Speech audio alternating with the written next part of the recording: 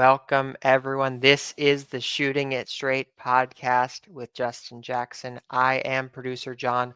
We are sponsored by Johnny T-Shirt and Congruity HR, and we are excited to be here tonight to talk about the Tar Heels on a win streak with 2 regular season games to go. The title of tonight's episode, Catching Fire at the Right Time. A couple different elements of that title. Number one, UNC is absolutely catching fire here late in the season. A 92-73 win over Miami. We're going to start the show tonight by talking about that win, but also at the right time, perhaps in just enough time to save the season. UNC getting on a win streak to help themselves on the bubble. We're not going to talk a lot about bracketology tonight. We'll leave that to the professionals in that space, but we are going to talk about UNC Miami, do some film study, and look ahead to Virginia Tech and Duke. But like I said, we're going to talk about that Miami win first, a 92-73 win at home. Justin, first of all, how are you doing, and what are some of your takeaways from that win? I'm great, man. It's good to see them rattle some wins off. I tell you that much. We were talking about it before we started. It always it always makes it easy for everybody involved whenever there's wins and just good play. So against Miami, I mean, I think we first have to acknowledge that they are very much a struggling team. Obviously, dealing with a really great coach like Larinaga stepping down, and their best player in pack being hurt basically the whole season. So they're struggling. But I think North Carolina did exactly what they were supposed to do. I think it's been a very consistent, um, you know, play that they've shown the last few games, last 4 or 5 games. And for me, the biggest thing that I will continue to harp on is just them knocking down shots from the outside. I mean, in this game they were 10 for 18, um, which I want to say in the last 4 or 5 games they've I think hit maybe 10 or more threes and probably 4 out of the 5 or something like that. So, and then that just opens up everything. I know we'll talk about it a little bit in just a little bit as far as the way that it opens everything else up offensively. People were talking about last show of how, you know, inside they're getting more touches and it seems like they're making a more of a concerted effort. Well, if they're not knocking down shots from the outside, all of these easy, high lows or easy duck ins and things like that wouldn't be available because of the way that these teams have helped in the past during, early on in the season until they started rattling off these wins. So I think that's going to be a huge key is them just shooting the ball the same way they've been shooting it confidently, consistently. And then it just opens everything else up. So that for me is probably the biggest, it's probably the biggest takeaway for me outside of them defensively being able to cause some havoc at times during that game. I have a stat for that. North Carolina shot 58.9% from the floor, its second highest percentage this season. It was North Carolina's best percentage in an ACC game since 2021, a win over Louisville in February of 2021. So I think that underscores what you're saying there, Justin. Also, a lot of balance on this Mhm. team offensively. VAL with 19 points, Drake with 16 points, RJ with 13, Jay Witt with 11. You got scoring from up and down the roster, which is really great to see at this point in the season. You talked about, UNC getting on a roll a little bit with the 3-point shooting, really connecting on a lot of those shots over the last few games. I was pulling some numbers. This is looking just after February 11th. So I'm kind of using an artificial cutoff there because that February 10th was the Clemson game. But work with me on these stats. In that time period from February 11th until today, according to Bart Torvik, UNC has the 4th rated offense in the country. That's a really impressive mark. And most importantly, the 3-point shooting, 46.3% since February 11th. That's second in the entire country, which I think underscores again just how well this team Mhm. playing offensively. Justin, you talked a little bit about some of the reasons for that. We're going to look at it as well when we get to the film room, but just broad strokes, what are some of the other big reasons why UNC is playing such better offensive basketball right now? Yeah, a lot of it is starting defensively. I think the last few games you've seen a real, you've even heard some of the commentators talk about it. It looks like older UNC teams as far as defensively getting stops and getting out in transition. And then rebounding wise, it also seems as if guys are kind of making a concerted effort to get to the offensive glass to get extra opportunities. And so really that's really the big key. A lot of times you hear people say the best 3-point shot is, off of offensive rebound kick out, right? So you see certain situations where a guy like Seth might fly in there and get an extra opportunity or possession, and boom, all of a sudden the defense is in rotation and you get way easier shots as opposed to going against a half court defense all the time where guys can kind of set up their help side. They can, be locked in on where the ball is and things like that. So I think those two things, it just seems like they've kind of gotten back to doing those. And it's just guys, one thing I'm impressed with, and we talked about it a little bit early on in the season when Seth got hurt. And it was like, how is Seth going to come back and fit back into the lineup and things like that? Everybody, and now the lineup is totally different than even what it was then. Everybody just kind of seems to be playing into their role extremely well, right? So, like, for instance, a guy like Ian coming off the bench, right? Like, I know people are having, questions about his playing time and things like that. Well, Ian only played 13 minutes, but he got up 8 shots and scored 11 points for him, right? Like, that's kind of what I envisioned Ian being, not necessarily the minutes part, but being that scoring punch off of the bench, right? Seth comes off the bench, and I mean, heck, he's arguably the best rebounder on the team, right? So he comes in, gets extra opportunities on the offensive glass, gets out in transition defensively. Him and Drake are kind of the two-headed monsters when it comes to defensively causing havoc.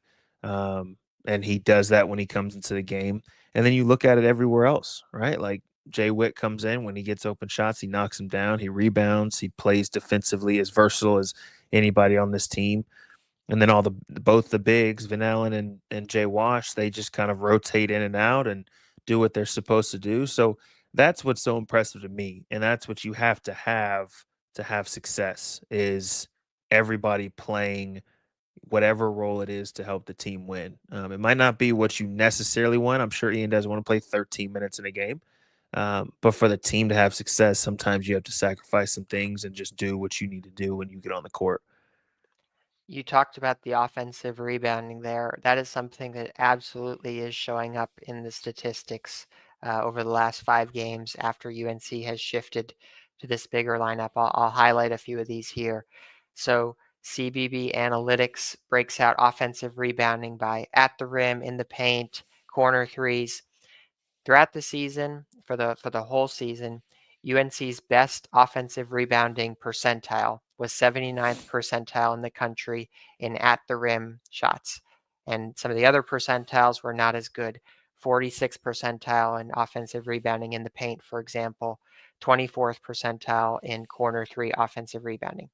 When you look at just the last 5 games, it's a completely different story. UNC is in the 100th, 99th percentile, 66th percentile, 98th percentile, and 97th percentile in offensive rebounding at the 5 locations on the court. Basically, what that means is UNC is really dominating on the offensive glass as of late. They're getting extra possessions, and that's really helping the offense. Another thing that I think you touched on, Justin, is the shooting and the presence of the bigs and how that all works together in the offense in the half court. So we've actually got some film study clips pulled up. I'm going to pull up an example from earlier in the season first.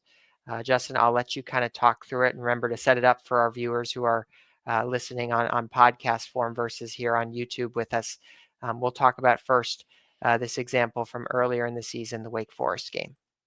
Perfect. Yeah. So it's an example of whenever North Carolina was um, kind of struggling on the offensive end. A lot of teams were kind of helping and filling gaps off of guys that they didn't necessarily respect when it came to shooting from the outside. So it's just a simple play, a simple 4 out 1 in play that they run all the time. It's no different in play calling or plays that they're running now as opposed to it was before. But you kind of see it. Elliott's obviously starting it how he always does. He kicks it to Cade.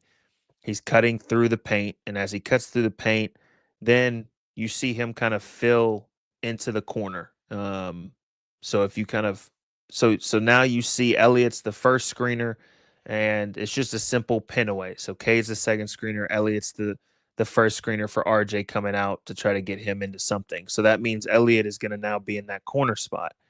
Well, if RJ is coming off and is if as he comes off and he comes off of a dribble handoff, Elliott's man is now, as Elliott is in the corner, Elliott's man is literally by the ACC in the paint, right? So now it doesn't matter. It doesn't matter if you have an all NBA big rolling down the middle of the lane, right? Like you're not going to have any kind of opportunities to hit the roll or anything like that. And so it completely messes up the spacing, right? Now the big that's helping on the screener is able to stay longer because he knows that he has help on the backside. And obviously, Wake Forest's scheme at this point was to help off of Elliott or whoever it was that they thought was the weakest shooter on the floor. And so that's what it looked like. And that's why I think at times during this stretch, when they weren't shooting the ball very well, teams were able to zone up and help and plug.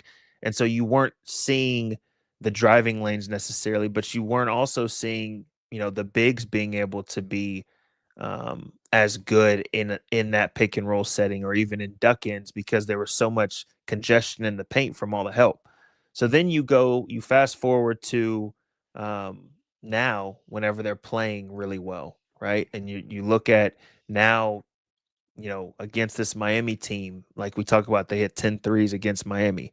So now you have to automatically, we talk about all the time, you want to try to make the team make adjustments, right? So defensively, if these guys are making shots from the outside, you have to make adjustments or else they're going to continue to just kill you, right? So now Miami, now you see how everybody in this situation, it's a high pick and roll. Seth is getting to space, so it'll end up being a 4 out 1 in. But if for all of those that can't see, all of the defenders are basically man to man, right? There's no real help side defenders in this situation. So now as you roll the clip a little bit more, now all of a sudden it's 4 out 1 in. Now it's Vin Allen is in there with a mismatch because this team was also switching, right? So now it's like, it's just him and one guy. Everybody else is on there, even with Elliott. Elliott's 5 feet behind the 3-point line, and his man is a foot beyond the 3-point line, right? Playing defense. And so now you can just see the spacing, right? Like this spacing right here, just in this picture right here, allows for Jay Witt to maybe make a drive, for him to feed Van Allen quickly, for him to swing it, and then Elliott has a driving lane. There's so many different things you can do now with this kind of spacing on the floor, right? That we just weren't seeing. Um, so if you kind of skip it forward a little bit more, now all of a sudden Ian comes to the middle. His man was supposed to be helping, but now he's running out at Ian. It's one on one. Van Allen, he does a good job of sealing off. Now it's an easy drive. There's no help from the wings either because they're out guarding Elliott, and I think Seth is out there as well. So now it's just easier offense. You're just seeing easier offense. And all of that is because of knocking down shots consistently from the outside, right? Like people can look at it and they can just say, oh man, we're getting the bigs more involved. Well, yes, we're getting the bigs more involved because it's not as congested in there and there's not as much help being able to take up for those mismatches at times that we get out of the pick and rolls and things like that. So then there's another example. If you run the next example, there's another example of just a simple, once again, 4 out 1 in, same plays that were being ran in the Wake Forest game as well. Just a high pick and roll for Elliott. As you run it, it's Van Allen sets the screen. He rolls, his man rolls with him. Now you look at this. Now the weak side help off of Jay Witt. Now he's a little bit more, in the help, but that's normal help. If you're weak side corner, you're supposed to be in, as the low help anyways. But now you look at the corner man guarding RJ, he's creeping out. So now, he can't help off the corner. Elliott's man is still hugged up to him at the top of the key. So once again, the spacing is just way more, right? Like you just see driving lanes. That's all you see. So if you click it one more. Now you pass it back to Elliott. Now he's playing off of a closeout, and look at those driving lanes that there are for a guy like Elliott, who, when he makes his mind up to get downhill and get to the rim, there's not many people that can just stay in front of him one on one, right? So now even somebody like Jay Witt, who, shout out to him, is shooting the ball unbelievable. But even a guy like Jay Witt, who earlier in the season teams probably would have helped off of, they're hugged up on him in the corner because he's 12 for 20 out of the last 5 games from three, right? So it's like now you have to stay out on him. A guy like Drake, his defenders hugged up on him, and they're never gonna really leave RJ's body. So now all Elliott has to do is just beat his one defender and get to the paint. And that's exactly what he does. Gets to the paint, finishes. And that's, for me, when I look at how their offense is going, right? You might still see some, over dribble, or you might still see some possessions where they don't necessarily get a great shot. But if you're making shots from the outside consistently, it makes the entire floor look totally different than what we saw whenever we were saying, man, they really are struggling offensively. Well, this is a huge reason. And I think going into this game against Virginia Tech, and then obviously going into a game like Duke, you have to be able to make shots from the outside, for one, to give yourself a chance, but also to open the floor up for the rest of your offense to have, to be effective. That was an excellent breakdown there. There's a couple other things that I'll highlight in addition to what you said, Justin. I was able to count it because I took the clips earlier. That first possession against Wake Forest, 15 dribbles in the half court for North Carolina. That's a lot of pounding the rock. That's a lot of slow waiting for guys to get set up. Both of these two possessions from the game Saturday against Miami, a lot quicker offense. Even something as simple as this for Elliott. I brought the frame back one click before what we were just seeing. So Elliott catches the ball. But even here, he's in a triple threat position right now. He can pass, he can shoot, or he can drive. And that's a totally different thing for the defense to be able to defend against versus trying to defend him when he's dribbling the ball, pounding the ball into the hardwood. One other thing that I'll highlight throughout all of these clips from Saturday is the strength of UNC's interior and Van Allen Lubin making himself available at various points throughout this possession.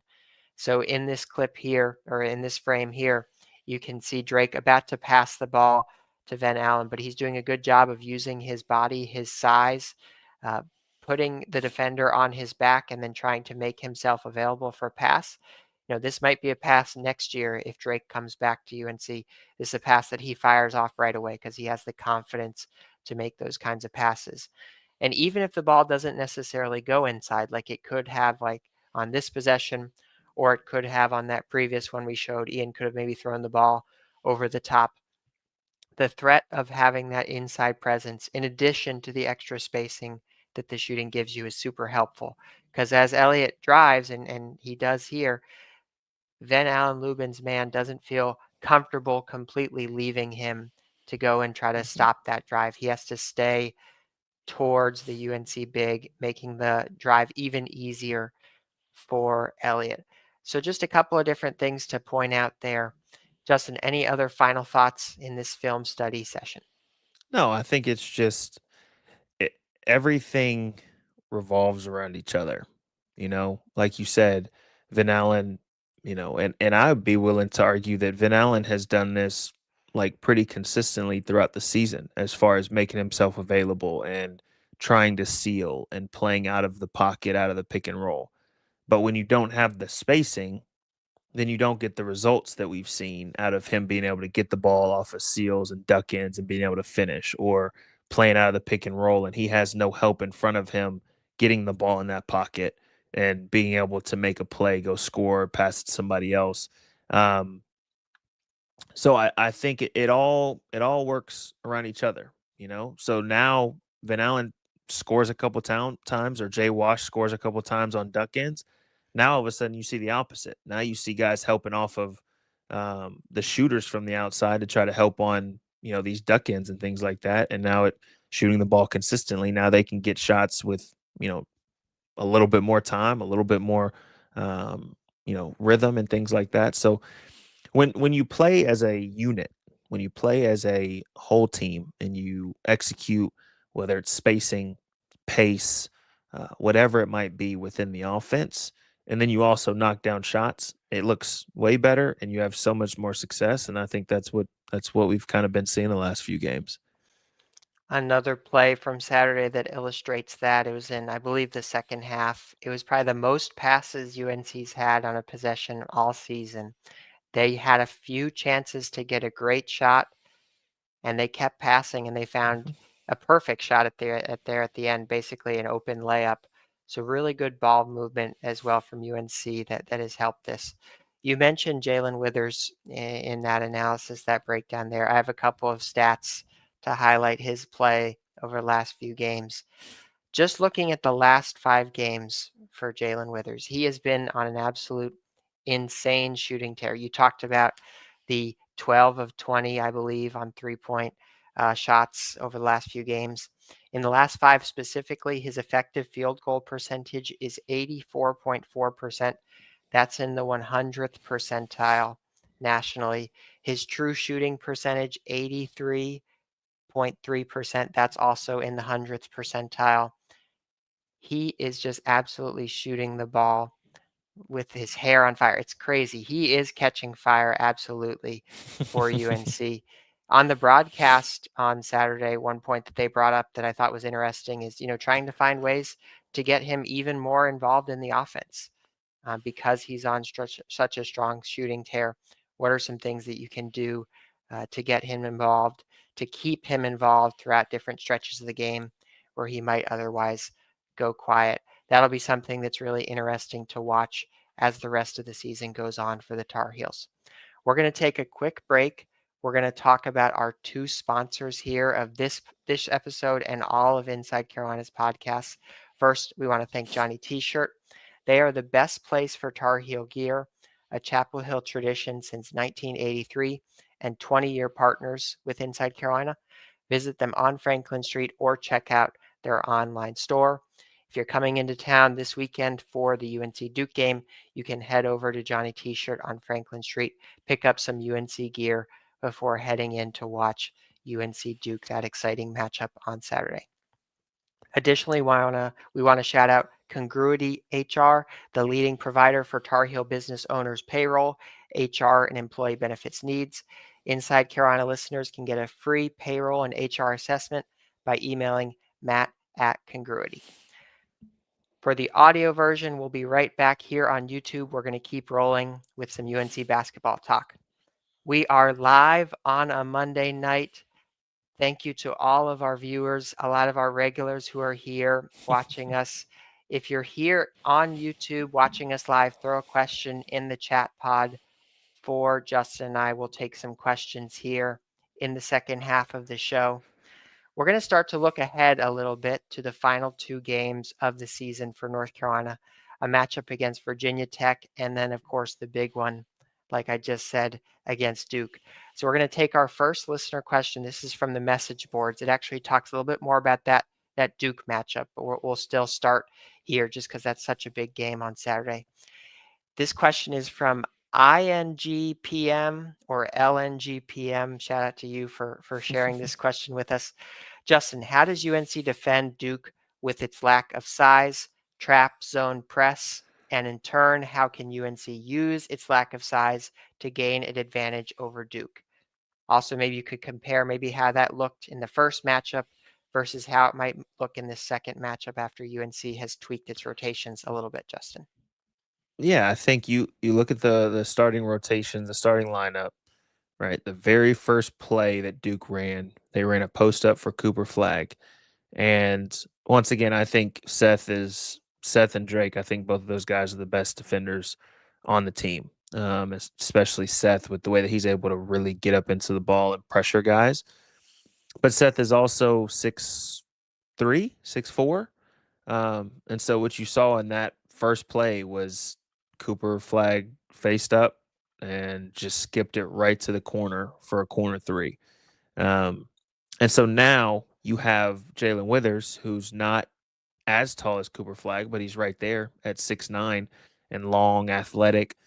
Now, if you have him matched up, or even a guy like Drake, now longer, athletic guys that are matched up against him, that looks a little bit different. Now, don't get me wrong, Cooper Flag is a unbelievable talent. And just because he's a Duke player, I'm not going to sit here and hate on him. Like Cooper Flag is really good, but you throw a different look at him, things might be a little bit different, right? And that's on the defensive end. So matchups wise, I think it looks a little bit different. I think maybe you can cause a little bit more, you can pressure a little bit more, you can um, I think it just looks differently defensively. Offensively, the biggest thing that we talked about was it felt like the first 10 minutes of that game, North Carolina didn't touch the paint, right? And a lot of that goes to the way that Duke was helping and the way that they were plugging gaps off of certain guys and how they weren't allowing North Carolina to get to the paint.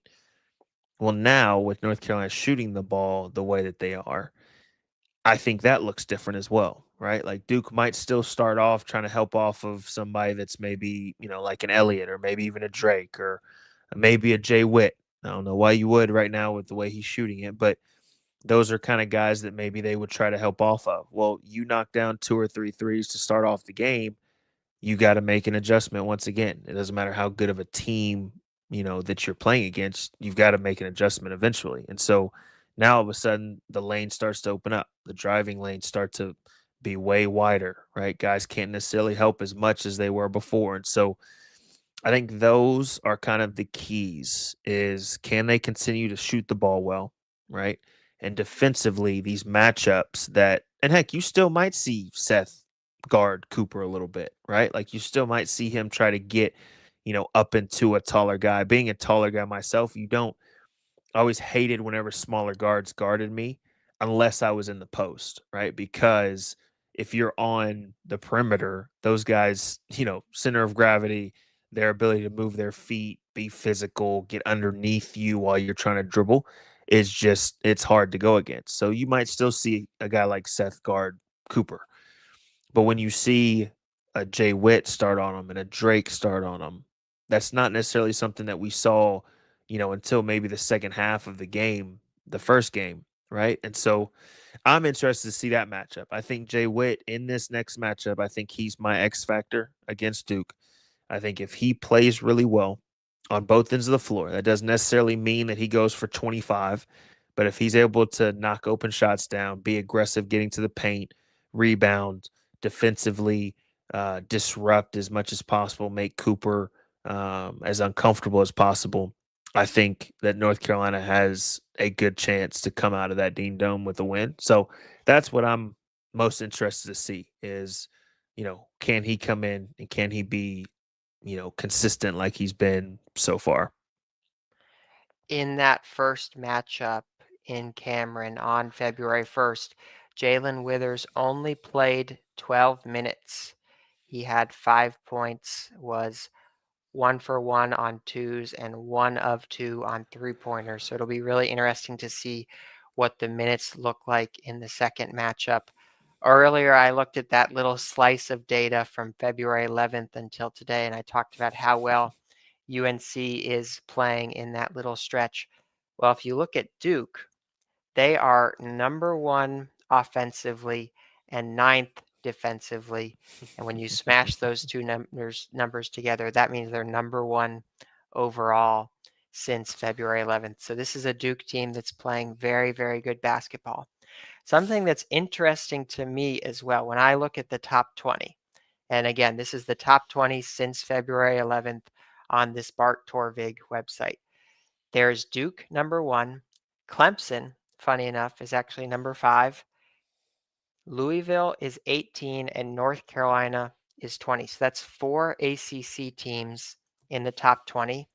just a quick scan, it looks like 5 SEC teams in the top 20. And yet, when I look at bracketology, I said we weren't going to talk about it, but you look at bracketology, I always see 13 SEC teams getting in compared to 3 ACC teams. It looks like is pretty consistent in the bracketology. So this actually brings up a question from Melinda. This was directed towards Michael in the chat. So shout out to Michael in the chat, but we're going to take it as a question here.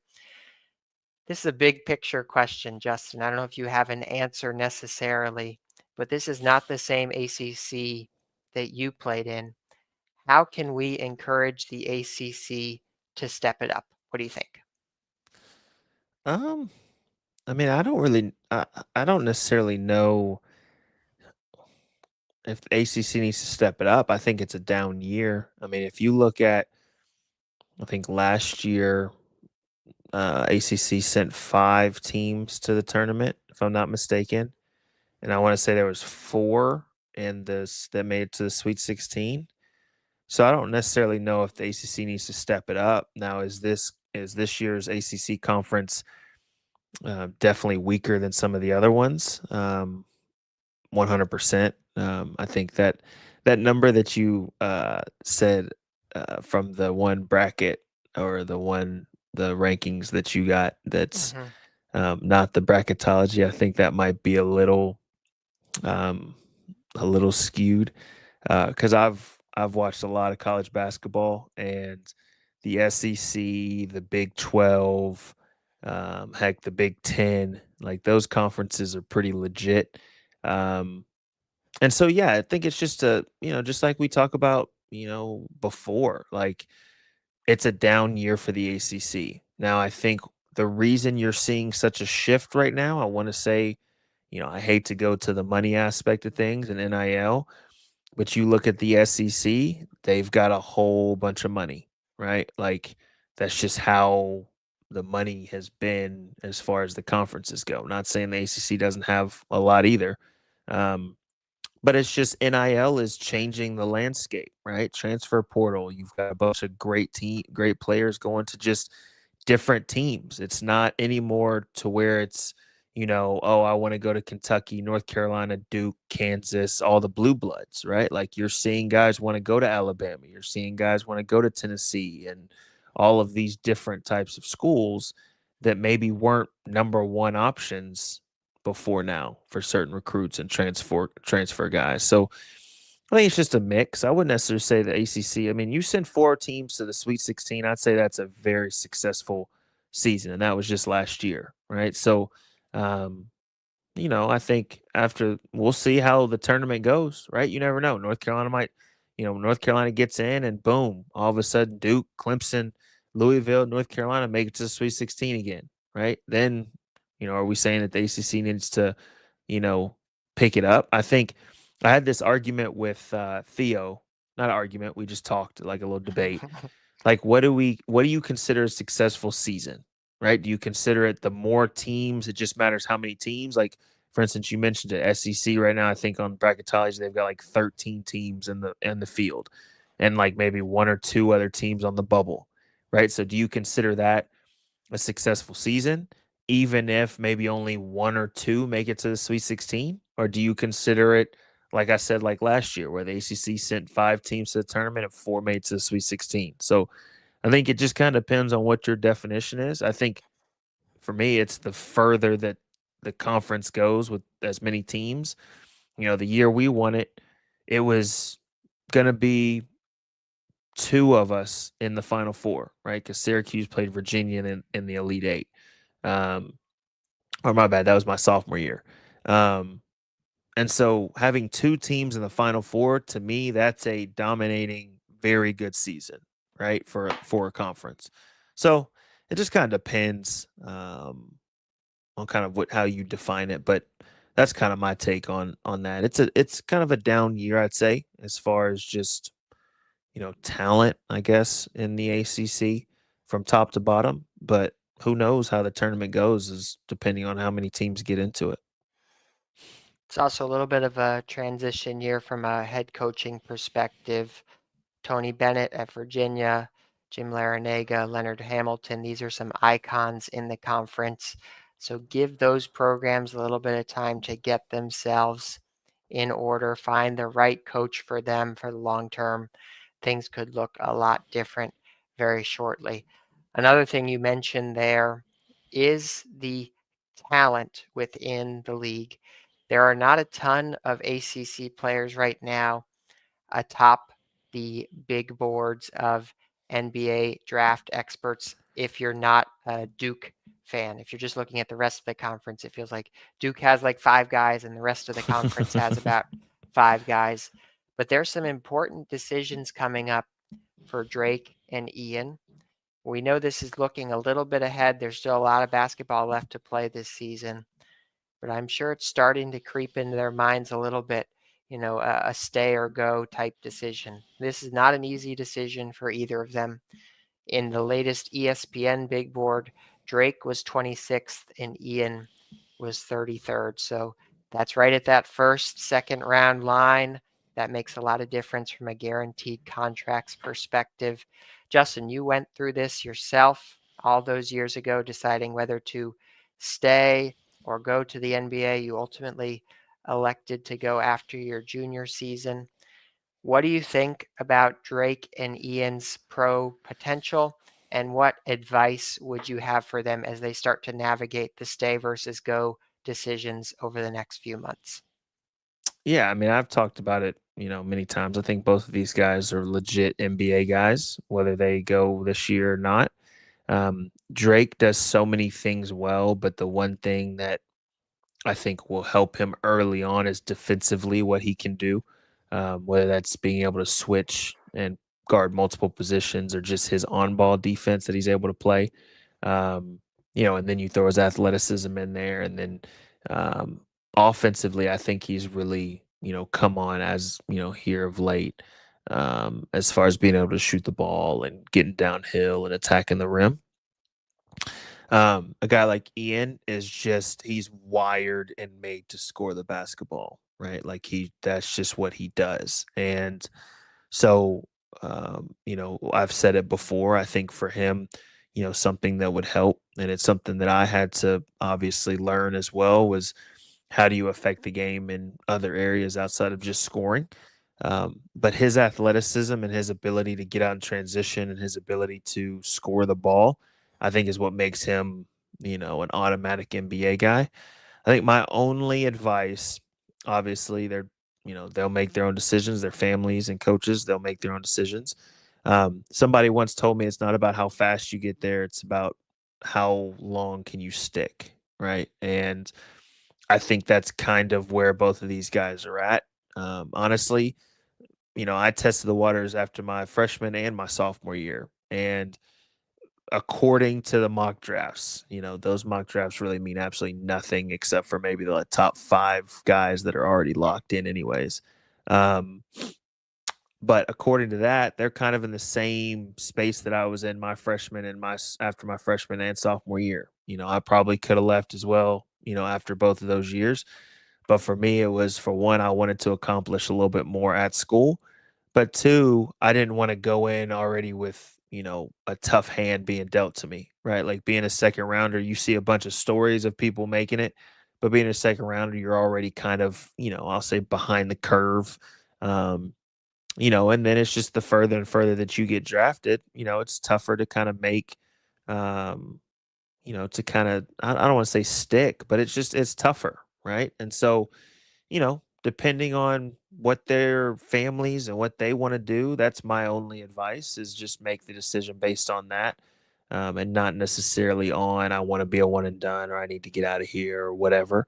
Because I think that's more important than, just trying to get out after 1 year. So, but like I said, obviously, I think those guys they're going to make decisions.